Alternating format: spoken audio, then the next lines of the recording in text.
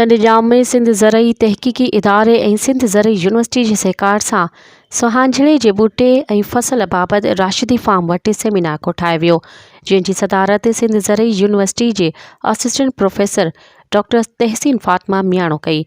इन मौक़े ते सुहांजणे जे ॿूटे बाबति डॉक्टर तहसीन फ़ातिमा मियाणो, शबीर शाह राशिदी, हसन शाह राशिदी ॿिनि ख़िताब कंदे चयो त सुहांजणे जो वणु पाड़ खां वठी चोटीअ ताईं तमामु घणो फ़ाइदेमंद आहे। सुहांजणे जो वणु इंसाननि सां गॾु जानवर लाइ पिणु मुफ़ीद साबित थिए थो। सुहांजणे जे वण में प्रोटीन तमामु घणी तादाद में मौजूदु आहे। सुहांजणे जा वण पन ख़ुश्क करे खाई सघजनि था। सुहांजणे जे वण असांखे इर्द गिर्द पोखणु घुरिजनि ऐं उन मां भरपूर फ़ाइदो हासिलु करणु घुरिजे।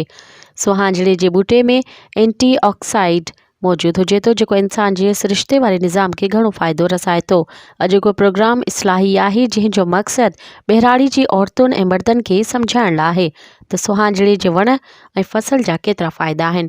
प्रोग्राम जे आख़िर में आयल महिमाननि खे अजरक, शील्ड ऐं सुहांजणे जा ॿूटा तोहफ़े तौरु पेश ॾिना विया। मज़ीद ख़बरनि ऐं तफ़सीलात लाइ विज़िट कयो असांजी वेबसाइट www.awamiNewsHD.com ऐं ॾिसंदा रहो अवामी न्यूज़ HD।